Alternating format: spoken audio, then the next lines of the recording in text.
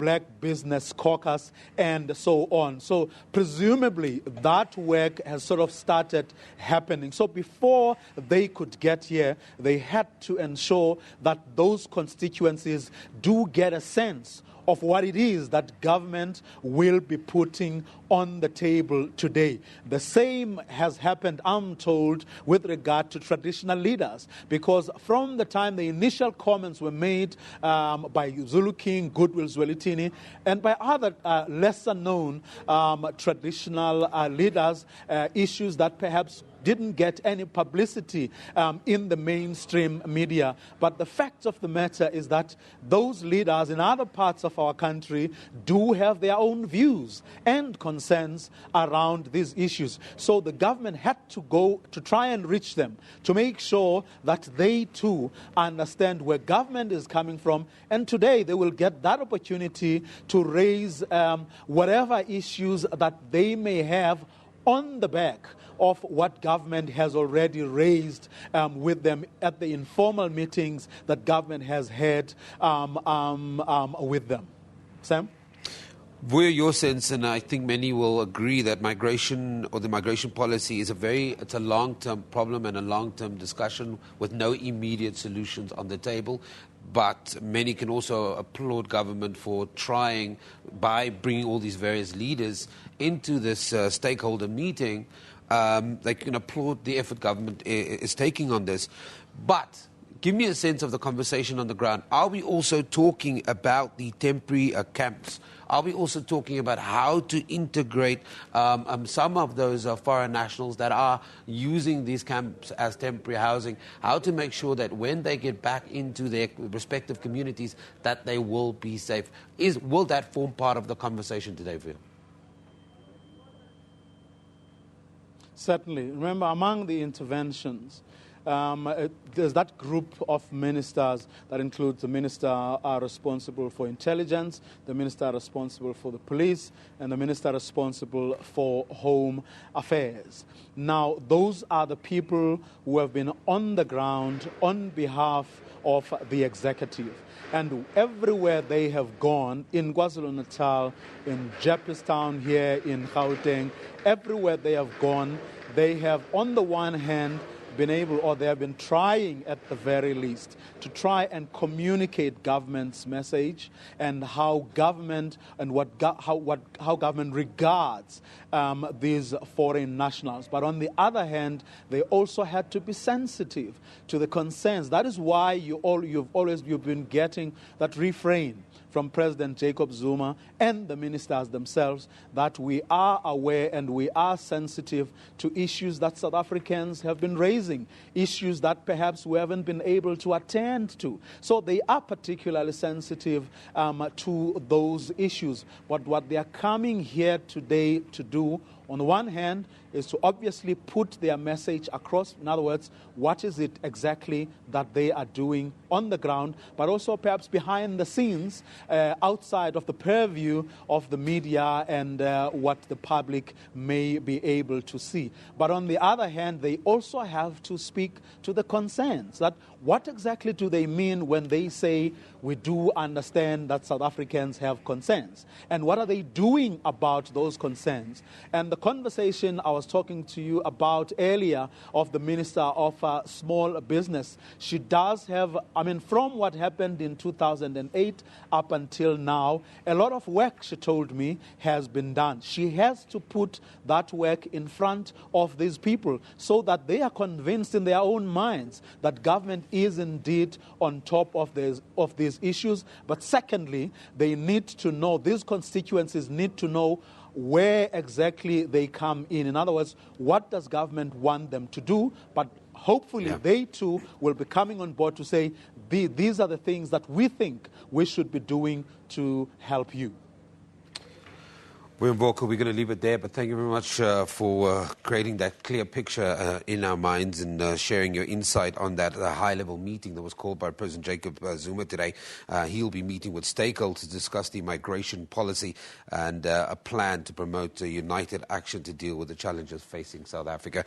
We'll keep on that story as it unfolds during the course of the day. Now, other news making headlines. The SABC will spend over 600 million rand to increase its local content and to source more from other African countries. The previous budget for local content stood at about 100 million rand. The increase is aimed at developing the local film industry and partly to educate citizens about xenophobia. This was revealed by the SABC's Chief Operating Officer, Hlaudi Motsoeneng, during a parliamentary briefing in Cape Town. Motsoeneng promised a totally new content as from August this year. He wanted the public broadcaster to produce at least 90% local content in all its programs. The COO also used the opportunity to refute allegations that the SABC has sold its archive to MultiChoice. When we talk about SABC has given MultiChoice national archives, I think it is malicious, it is misleading. Motsoeneng says the agreement reached with MultiChoice is purely commercial.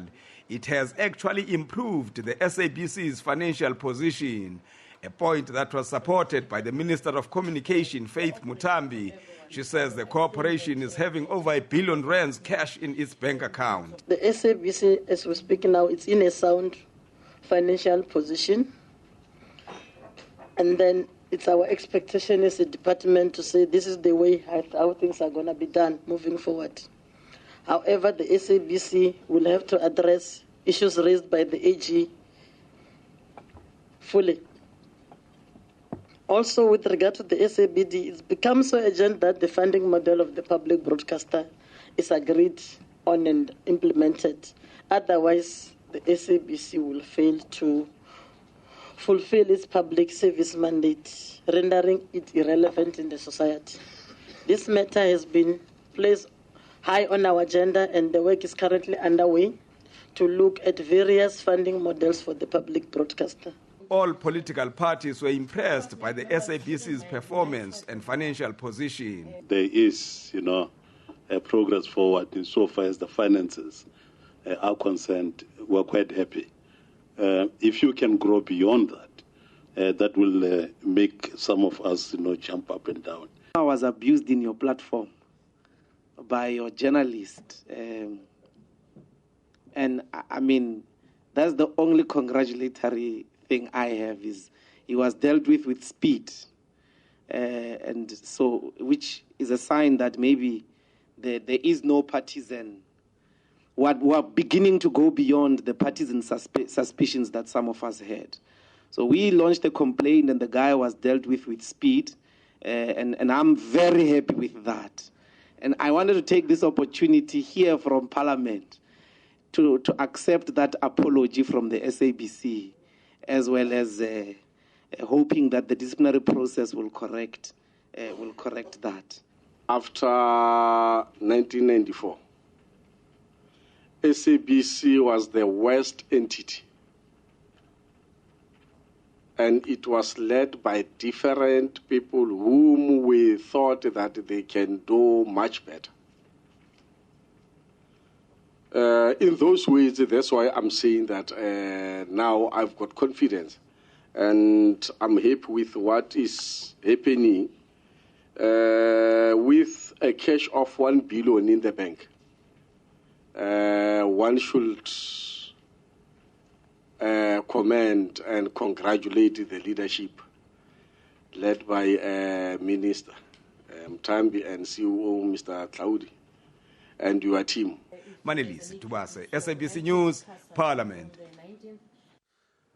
Let's take a look at your tweets now. Please remember you can send us your views on Twitter at SABC Newsroom. And the tweet's on the back of me. Let's go. Puti Teka says the deployment of hashtag SANDF to Jeppestown, Alexandria, Hillbrow, Melville, Yeoman, Sunnyside is long overdue. We want order and peace in SA, and I think many South Africans and some of our African brothers and sisters agree with that. Nkopodi Masemola, who says xenophobia is bad, but I believe the deployment of the military to Alexandria to try and quell any more acts is just a populistic stance. One from Shur says, so a raid on hostels will end xenophobia. Is that how simplified this issue has become? And Shur questioning the action by the defense minister. Sammy says the deployment of SANDF to Alexandria Township is very wrong. I don't believe there is need for the army to be unleashed to the people. Okay, that's some of your comments now. Today's tweet of the day comes from Ryan Cummings. As with many things, army deployment treats the symptoms and not the cause of insecurity. How are the causes of hashtag xenophobia being addressed? Let's now take a look at the front pages from around the globe. Starting in New York, the New York Times is looking at 7 decades of liberation of Auschwitz Nazi death camps. This as a 93-year-old former SS guard was summoned to a German court yesterday to answer on charges of complicity of murders of about 300 Jews in 1944. Then moving to the United Kingdom, the Times reports that politicians have requested that Lord Janner of Braunston should not be prosecuted over charges of child abuse. Lastly, in Australia, in the Australian reports, nearly 100 people have been rescued from floodwaters in Sydney and New South Wales as powerful storms continue to lash Australia's east coast. Let's take a look at what's happening around the country today. We start in Johannesburg, where a judgment is expected to be handed down in the medical parole application of murder-accused George Luca. Yesterday in court, Luca claimed Czech fugitive Radovan Krejcir pulled the trigger that killed Lolly Jackson in 2010. Then in Pretoria, Arts and Culture Minister Nathi Mthethwa is expected to announce the outcomes of a meeting with stakeholders on the future of statues around the country. And then in Port Elizabeth, Rhodes University faculty, UCT Chancellor, National Heritage Council and the SRC and Rhodes alumni will take part in a dialogue to discuss the issues of changing the name of the institution. That's where we leave it for now. We take an ad break here on Newsroom. You don't go anywhere.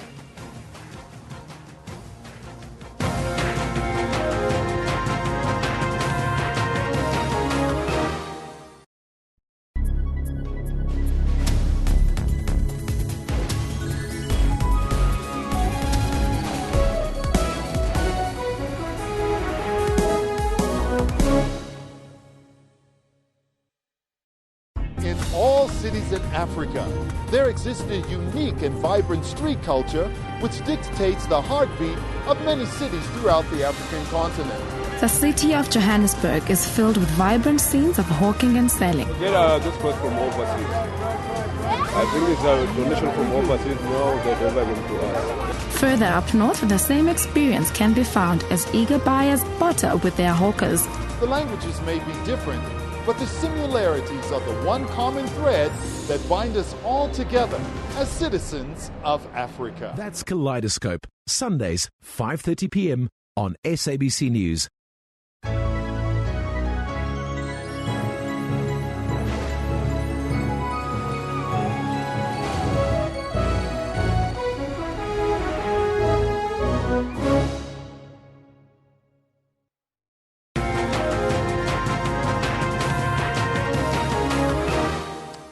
Welcome back. You're watching Newsroom. Thank you for choosing to stay with us. Now, with the recent challenges xenophobic attacks have presented on trade relations, South Africa will need to do a lot to mend its relationships with its key allies across the continent. South Africa has closed its consulate in Lagos, Nigeria, following anti-xenophobia protests, and Sasol has evacuated 200 employees from their plant in Mozambique. But there is a bright side to all of this, as many international investors are still investing in the country and in Africa. To give us a bit of insight is the author of Connect with the Continent, Terry Behan. Terry, thank you very much for joining us. Good morning. From your perspective, I mean, you've got this global view on what the current situation in South Africa and how it's having a knock-on effect on Africa. Just give me that sense of your understanding.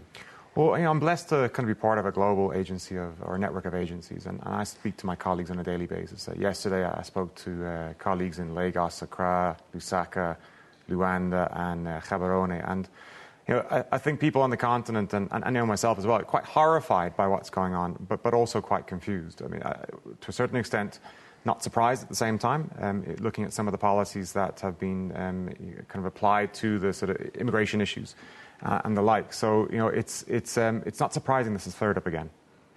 We're seeing a high-level meeting with our South African President, Jacob Zuma, talking to various stakeholders, talking about migration policies, talking about the issues within the country, and taking a very hard stance against the xenophobic attacks and saying everything needs to be done to stop it.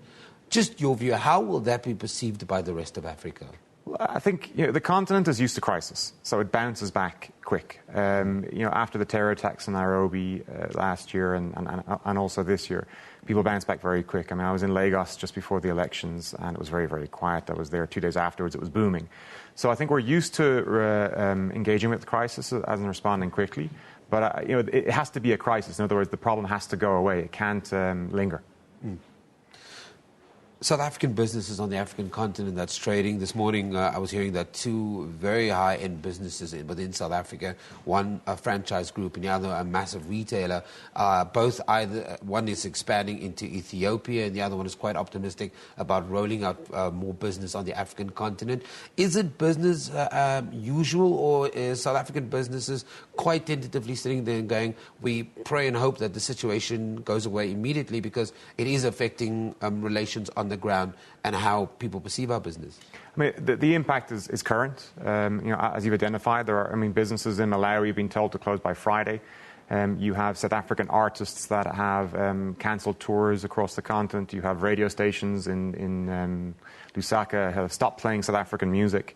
So there is a growing anti-South African sentiment, but targeted at the wrong areas. I mean, the irony is it's small African businesses that are being impacted on the streets of Durban and Johannesburg, but it's big South African business that's been impacted across the continent. So it will die down, but there is a longer kind of a reaffirming or a reconstitution of policy that needs to take place in order for businesses to be able to sort of flourish as they have done over the last number of years across the continent. I hear a lot you talking about bouncing back, and Africa has the ability to bounce back. But we have seen Zimbabweans leaving South Africa, going back to their country. We've seen the consulate in Lagos, Nigeria, closing down. We've seen some reaction across the African continent. In many ways, what you're saying is that this is natural to what's happening here, but we'll go back to business as usual. I think we'll go back to business as usual, but unless some of the systemic issues get addressed, then it's going to cause a bit of a long-term rot in the system. I mean, for many years, South Africa was sort of on a trajectory pulling away from the rest of the continent. I mean, that is almost conclusively reversed, where the continent is saying, you need to be part of who we are. You need to work with us on these issues. Specifically, issues around, has been discussed around migration policy. A good example is in East Africa. If you're a South African traveling to Kenya, you show up at the airport, you get a visa. If you're a Kenyan coming to South Africa, it's a 3 to 4 week process.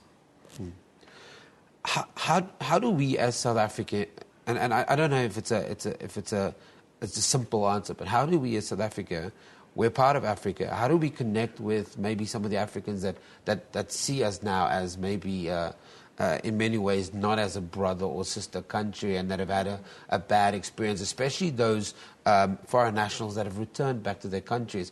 Malawi's government saying Malawans need to come back to the country. How do we say to them, look, in actual fact, this is not all South Africans feel this way. There's a small minority. There's a small grouping that have reacted to foreign nationals in the country, and that South Africa is open for business. South Africa is friendly. Come back. Come and stay here. I think like-minded Africans and like-minded South Africans would concur on that, absolutely. I think people understand that this is a sort of a localized issue, that it has flared up, but it is as a result of some policy decisions that have been made several years ago that don't favour migrant labour coming into the country. I think one of the challenges going forward is to differentiate between skilled labour and unskilled labour. In many countries across the world, there is a fast track for skilled labour. They are welcomed into the country, and they sort of take up residence and they get on with making a living for themselves and their family. Unfortunately, South Africa doesn't do that. It doesn't differentiate between those that have skills and those that do not. So that's a step change in policy that's probably going to have to happen.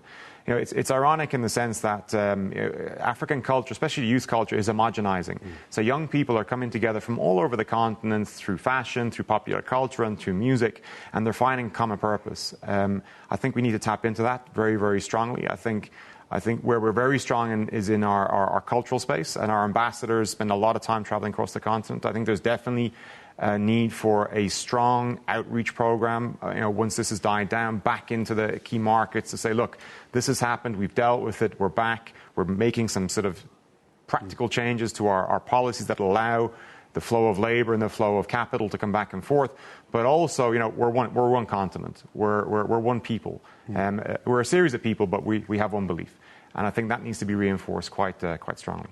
Jerry Brown, we're going to leave it there, but thank you very much for joining us and talking to us. That's the author of Connect with the Continent, sharing his insights on some of the issues that's facing Africans on the African continent. Now, tributes continue to pour in for former Bafana star John Shoes Mshwe, who has been remembered as a role model and a warrior. Mshwe was in hospital for much of this year, and yesterday afternoon he succumbed to his battle with cancer at the age of 49.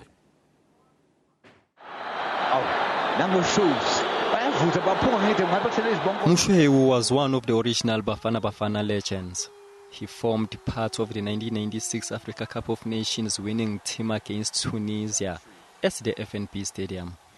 Mshwe had 2 successful stints with Kaizer Chiefs and also played in Turkey.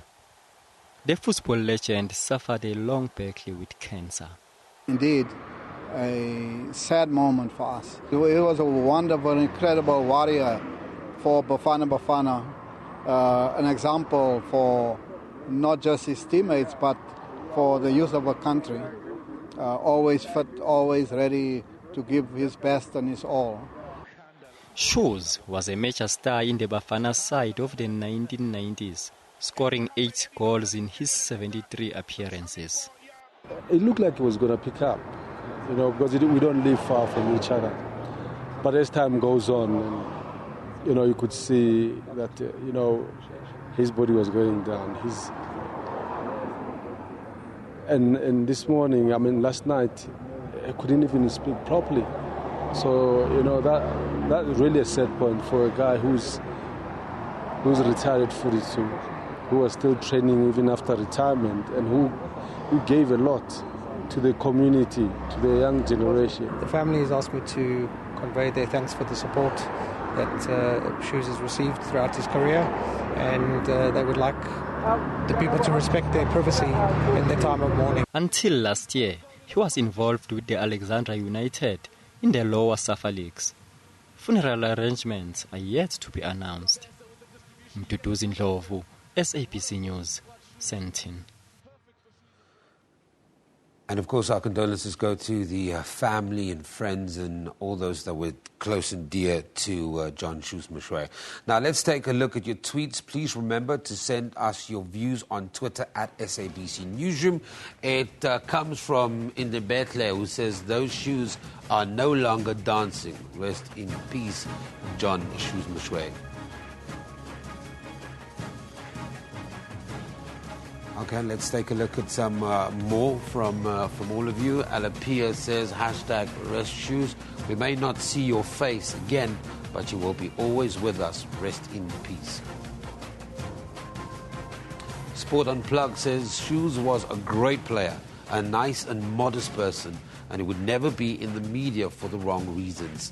That is, I think, a quote from Kaiser Butohung, and it says, #Rest in peace, Shoes. Rest in peace. Jabulani Binda says at #Rest in peace, RIP Shoes, a South African legend, a role model, and a noble person. Lebu says, watching a docu about the life of John Shoes Mshwe, a true legend he was, and also at #RIP Shoes. Okay, now today's picture of the day comes from Rob Burnett. It was captured in Johannesburg N12 East R3 North. And you can take a look at this picture, quite a horrific crash on the M2 at the Geldenhuys interchange.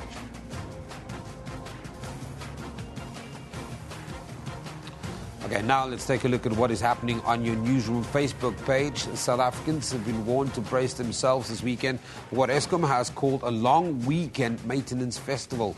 A number of generating units will be taken offline while those that have broken down will be repaired. Then the Institute for Justice and Reconciliation says untreated trauma is the cause of xenophobic attacks in the country. Mediator Stan Hinkerman says South Africans are wounded by their violent past, while foreigners are wounded by wars and poverty in their countries of origin. And South Africa has closed its consulate in Lagos, Nigeria, following anti-xenophobia protests in that country, which has been held outside the South African High Commission in Abuja. You can find all of these stories and more on Newsroom Facebook page or visit our SABC website at www.sabc.co.za/news. Okay, it's break 2 here on Newsroom. You don't go anywhere.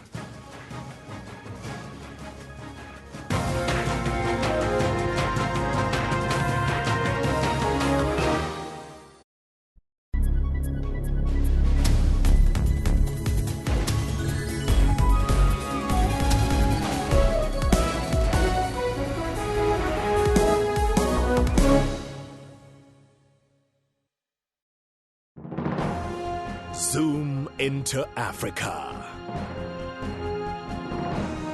This is Angola. The president is Mr. José Eduardo dos Santos. Angola got independent from Portugal on 11 November in 1975. The population is more than 20 million people. One of the major languages spoken is Portuguese. Monetary unit is the Kwanza.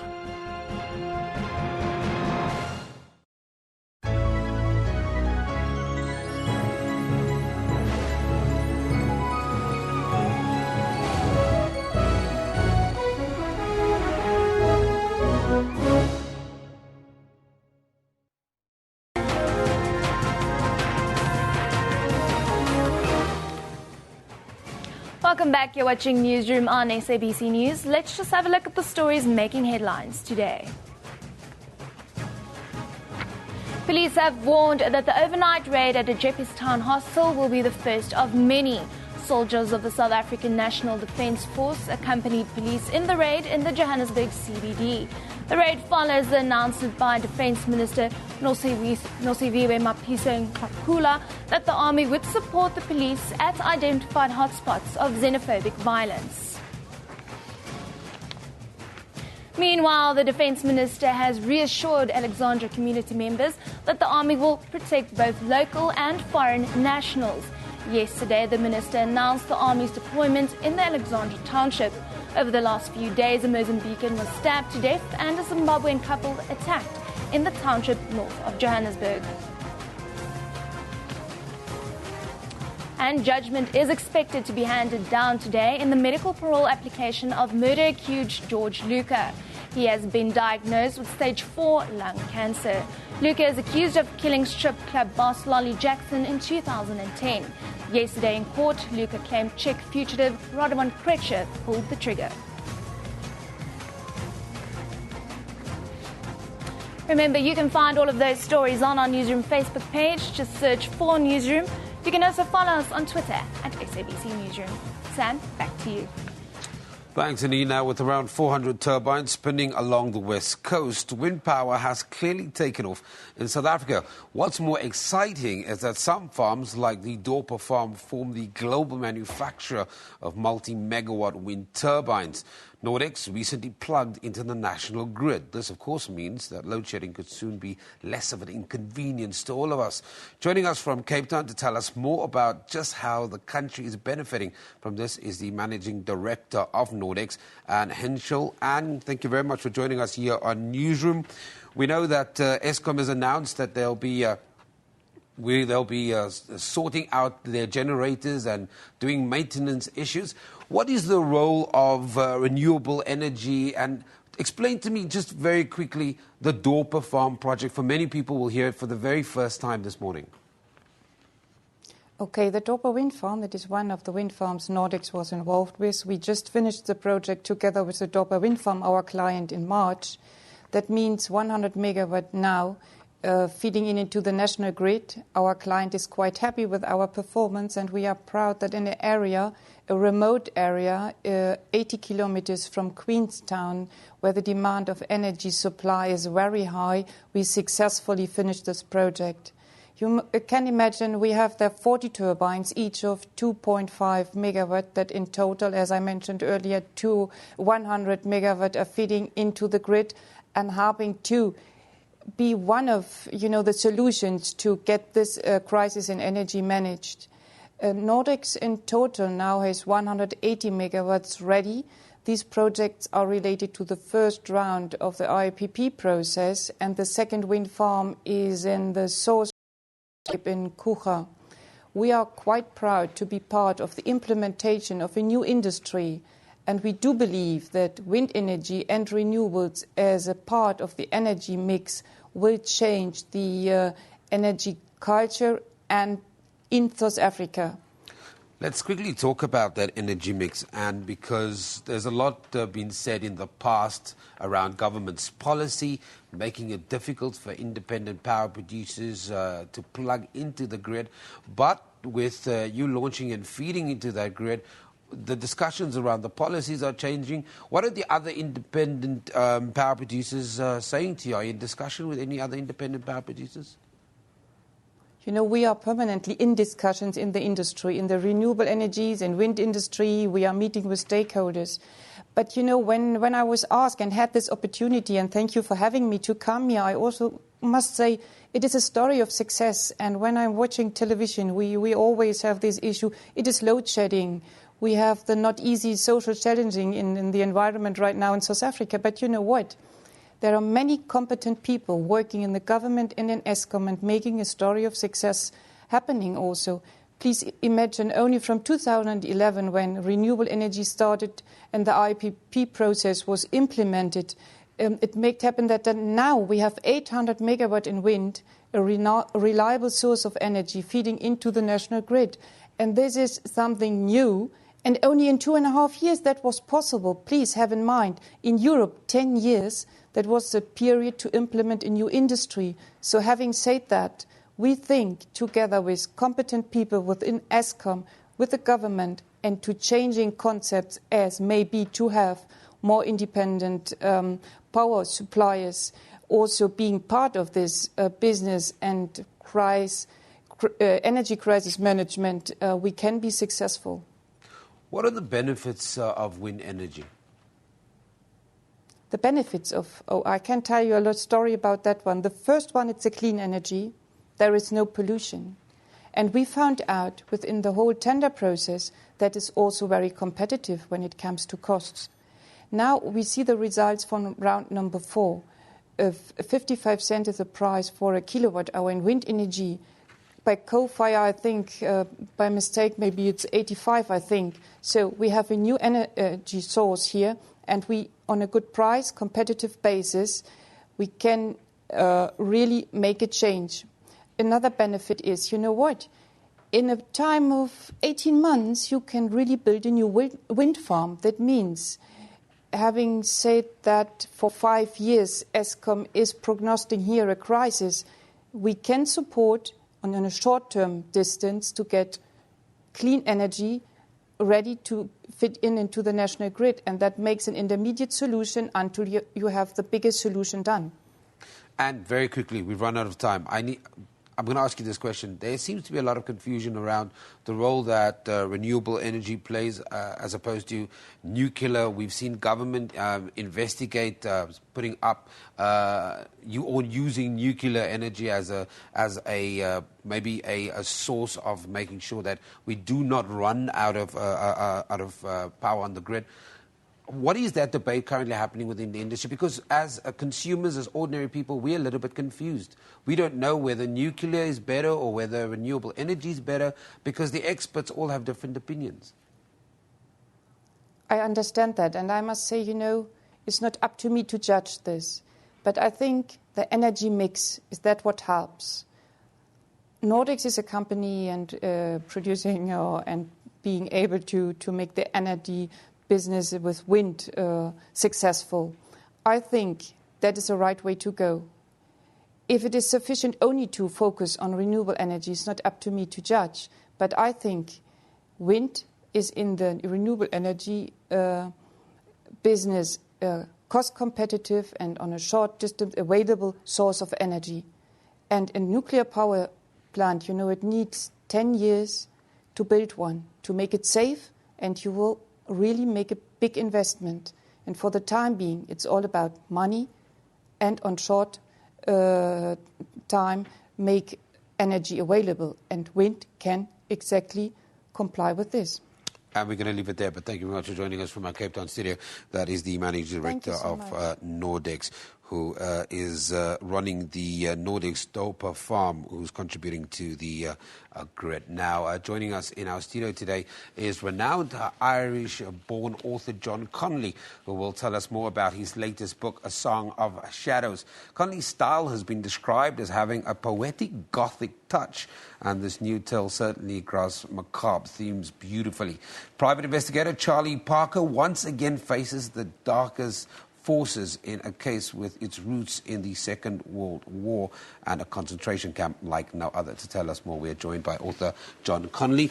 John, thank you very much for joining us. It's a real pleasure to be here. Thank you very much, Sam. You know, when somebody describes a book as, or an author with the ability to have a Gothic touch and macabre themes beautifully, you get a sense of somebody who's in a world that a lot of people don't visit. Well, I suppose, but also a world that we're very curious about. It was interesting sitting in the studio and watching you go through the news headlines from the newspapers around the world. And we saw Oscar Groening being tried in Germany, this concentration camp guard. And that's really what A Song of Shadows is about.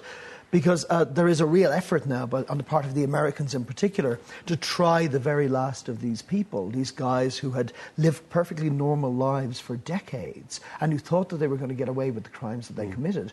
And I think we recognise now that there's only 5 years maybe left in which we can bring these people to justice. And people are genuinely curious about that. I think people are very curious about the darker aspects of human behaviour, because there's a little part of us that wonders, are we capable of doing those things?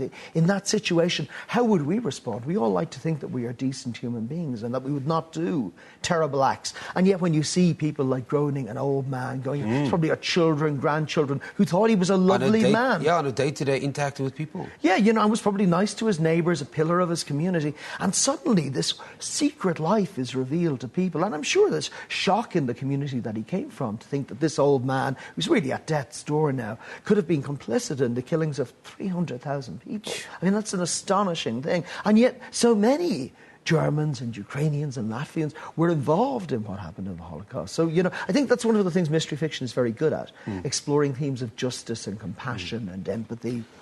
Let's talk about this character that you introduced in 1999, Charlie Parker, that has crept into the hearts of millions of people around the world and has sparked so many books. You're now sitting on the 13th book in the series. I mean, don't you have a proper job? Is that what you're saying? What do you go out and meet some people? Have I was going to say to you, when you create a character that becomes so iconic and it lives on in books and lives in a world of its own, just how difficult does it become, or does it become easier to create a new environment for Charlie Parker? Well, one of the things, it's an odd thing. One of the reasons we read mystery fiction is that we're in love with characters. If you ask somebody the plot of the mystery novel they read last week, they probably won't be able to tell you, but they'll be able to tell you it was a Jack Reacher book or a Kay Scarpetta book or whatever it might be. So we have a fascination with characters. And I think what I've done is I hope I've let Parker get old. He's changed. And as he changes, the books around him change. But one of the pleasures, like I said, of picking up a book like this or a Lee Child book or whatever it might be, is that you get to spend time with these characters. In the 70s, or whether you had it here, we had things like Columbo and Hawaii Five-O.